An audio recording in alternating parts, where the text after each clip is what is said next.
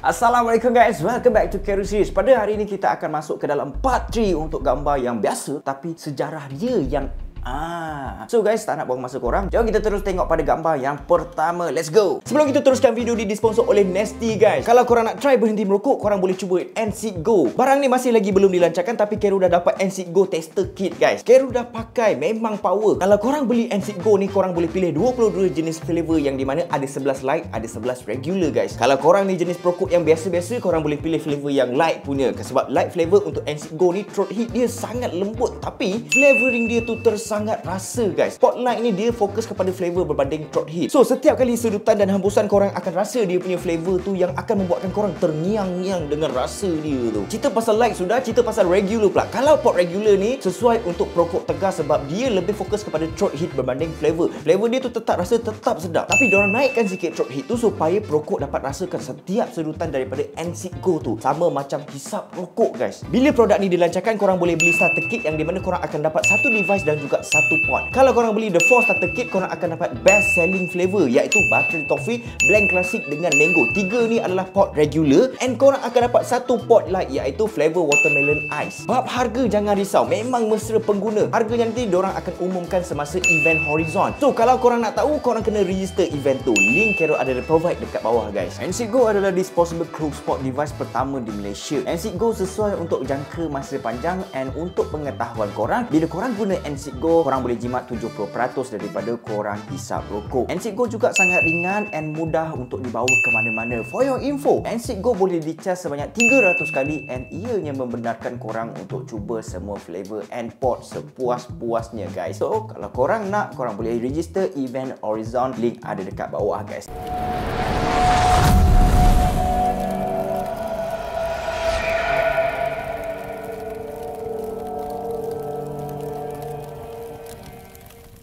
Kalau korang tengok dekat dalam gambar ni nampak macam biasa, 2 orang, tapi kisah dia sangat sedih guys. Ada satu pasangan suami isteri ni yang korang tengok gambar tu, itu adalah pasangan suami isteri tu. Nama untuk suami dia adalah Tom, manakala nama isteri dia pula adalah Aileen. Diorang ni memang peminat tegar dengan aktiviti diving guys. Kalau diorang cuti, diorang mesti akan pergi diving punya. Tom ni dulu pada asalnya memang tak pandai diving pun. Yang pandai diving, yang minat diving sekarang ni adalah Aileen, isteri dia tu. Tapi lepas diorang bercinta, Aileen selalu ajak Tom untuk dive, and benda tu lama-lama jadi hobi diorang berdua guys. Tom yang dulu tak suka diving, tiba-tiba bila dia ikut Aileen untuk join diving, and Tom pun berminat dengan diving. Even sampai lepas diorang dah kahwin pun, diorang still lagi pergi diving bersama-sama. Tu kira macam diorang meluangkan masa diorang, bonding time orang cakap tu. Jadi cerita dia pada 25 Januari 1998, diorang pergi diving dengan satu grup. Satu grup tu dihandle oleh sebuah company yang bernama Outer Edge. Company ni lah yang memberikan khidmat servis untuk menyediakan kelengkapan diving, boat, and tempat-tempat diorang nak diving semualah. Semua tu dah diset oleh Outer Edge ni. Kira macam kalau kita pergi ke sana, and then Outer Edge tu dia akan provide full service kepada korang. Korang just bayar, and then dia akan bagi kelengkapan apa semua. Korang just tinggal menyelam, naik, balik. Jadi guys, satu grup tu di-join sebanyak 26 orang guys. Pada hari tu, diorang semua ni akan diving di sebuah lautan yang dimana kawasan tu dipanggil sebagai Great Barrier Reef. Great Barrier Reef tu adalah nama kawasan dekat dalam laut, yang dimana kawasan laut tu memang banyak gila batu karang, and tempat batu karang banyak tu berada di Australia guys.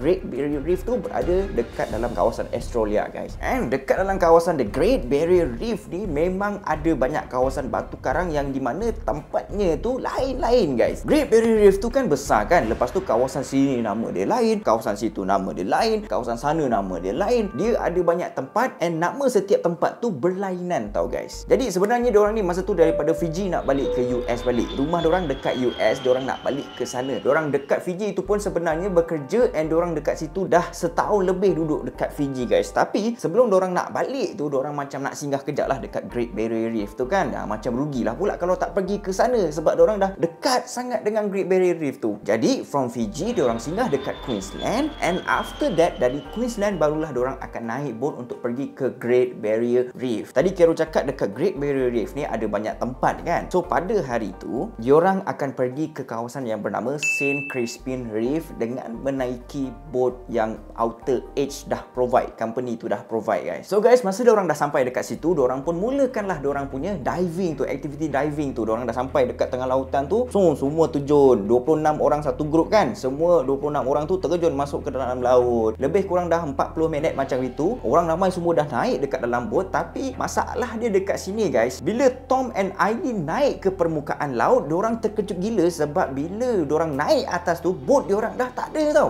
Tengok depan, tengok belakang, memang tak ada bot diorang tu. So maksudnya diorang ni ditinggalkan oleh kumpulan diorang tadi tu. Kapten bot tu pergi bawa bot tu, tinggalkan diorang tanpa check pun berapa orang yang ada dekat dalam bot tu. Jadi lepas 2 hari diorang ditinggalkan, barulah kapten bot tu terjumpa barang peribadi milik Tom and Eileen tu dekat dalam bot tu guys. Sebelum diorang nak terjun ke dalam laut tu, diorang akan keluarkan barang milik peribadi diorang. Takkanlah nak bawa sekali kan, diorang tinggalkan dekat atas bot. Tapi masalahnya lepas 2 hari baru kapten tu perasan barang milik peribadi, contoh macam dompet, jam and wallet, barang peribadi tu ditinggalkan dekat atas bot tu. So bila kapten tu jumpa barang peribadi tu, maknanya ada orang tertinggal dekat dalam laut. Lepas 2 hari baru perasan. Memang longoi betul kapten dia tu. Kenapa sebelum kapten tu nak bawa bot tu balik, dia tak check dulu dekat atas bot tu ada berapa orang yang tinggal. So guys, pencarian dijalankan selama 3 hari and memang tak jumpa langsung diorang. Pasukan penyelamat hanya jumpa satu nota yang ditinggalkan. Nota tu pun terapung-apung dekat atas permukaan laut tau. Nota dia berbunyi macam gini kepada sesiapa yang boleh bantu kami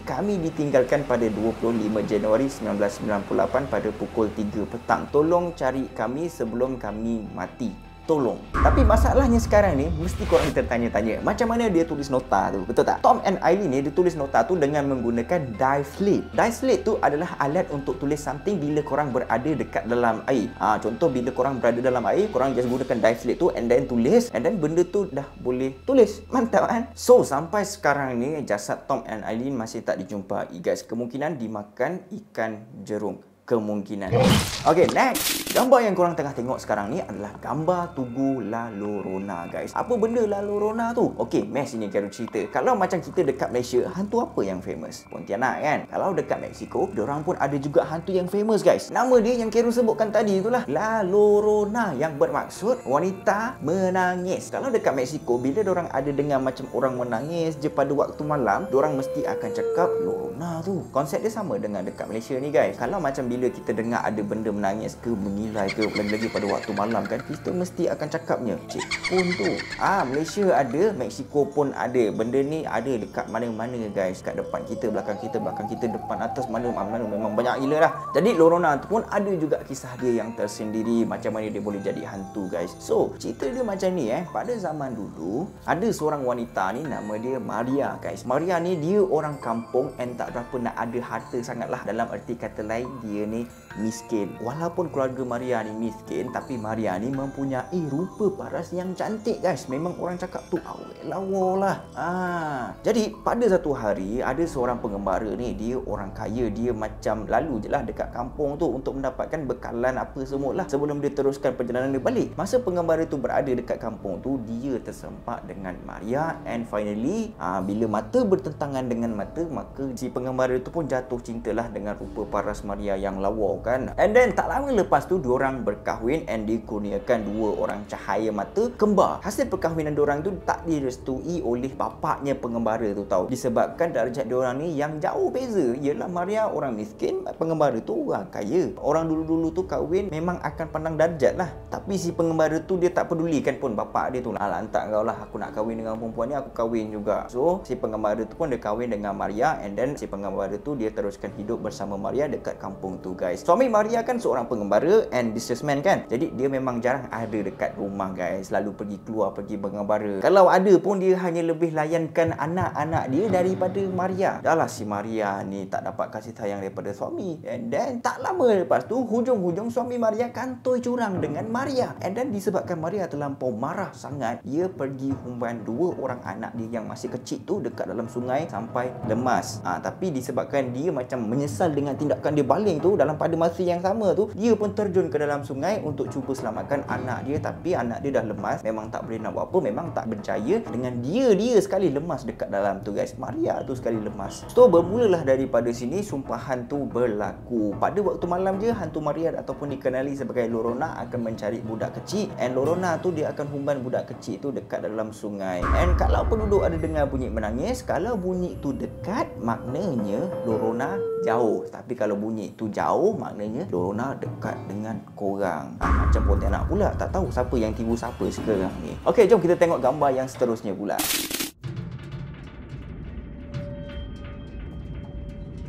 Gambar kali ni memang pelik guys, and benda ni berlaku dekat Malaysia. Kejadian ni berlaku pada tahun 2019 yang di mana ada seorang akak ni nama dia Kak Faizah. Masa tu Kak Faizah ni dia nak pergi ke kerja tau. Dia duduk dekat langgar tu dekat Kedah guys, and tempat kerja dia dekat Kanggar tu dekat Perlis. Kalau Kak Faizah nak pergi kerja tu lebih kurang 1 jam perjalanan untuk pergi sahaja guys. Pergi sahaja 1 jam, balik pun 1 jam, maknanya hari-hari dia pergi balik kerja 2 jam guys. Korang bayangkan. So pada hari tu dia memang bawa kereta macam biasa, bawa santai apa semua, sampailah dekat satu traffic light ni. Jalan dia masa tu memang lampu hijau tau. Bila lampu hijau tu dia pun jalan je lah. Tapi tak semena-mena tiba-tiba ada satu kereta daripada arah sebelah kanan dia. Kereta tu langgar kereta dia guys. Punca dia kereta tu nak kejar lampu hijau, tapi tak sempat, dia pun langgar je lah lampu merah. Kebetulan jalan sebelah sana dah hijau. Itu pasal lah dia terlanggar Kak Faizah. Benda ni jadi dekat depan masjid tak guys. Bila kita cakap depan masjid tu, orang-orang masjid lah yang akan tolong Kak Faizah dulu guys. So Kak Faizah dia pun ambil gambar apa semua, and then dia pun balik. Bila dah balik, dia cuba buka phone dia untuk tengok balik gambar-gambar yang dia ambil tadi tu. Bila dia tengok, ada terjumpa satu gambar yang pelik guys. Gambar tu diambil 1 jam lebih awal daripada waktu kejadian. Masa kejadian tu berlaku pada pukul 7.30 pagi, tapi gambar tu menunjukkan pukul 6.26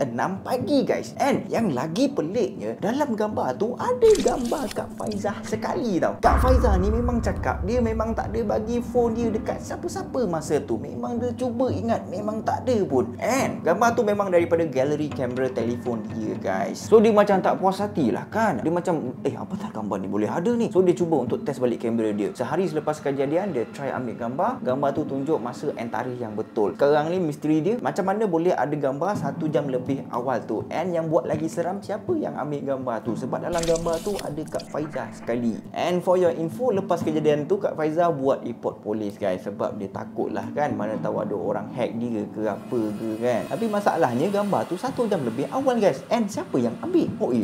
Meremang tu. Okay, next.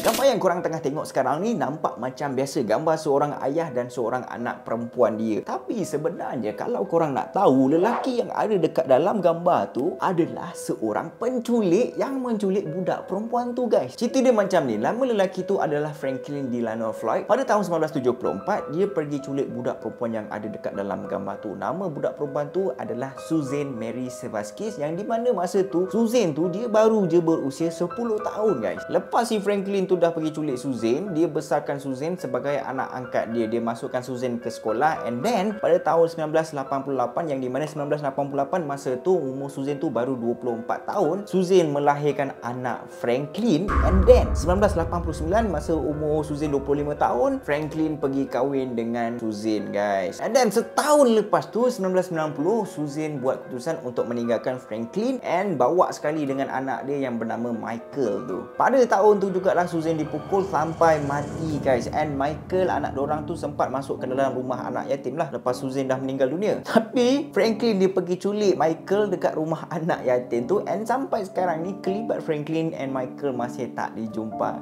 guys. Masih tak tahu dekat mana Franklin dengan Michael. So guys, itu saja gambar kita pada hari ni. Kalau korang minat dengan gambar-gambar yang pelik-pelik macam gini, korang bagi tahu dekat Khairul dengan tulis komen dekat bawah korang nak part ke-4 guys. So Khairul boleh tahulah, and then bila Khairul tahu, Khairul akan buatlah video yang part ke-4 tu. Kalau korang suka, korang tekan like. Kalau korang minat dengan konten-konten Khairul, korang boleh tekan subscribe guys. Jangan lupa untuk komen tu. Okay, see you on next video. Assalamualaikum warahmatullahi wabarakatuh. Bye bye.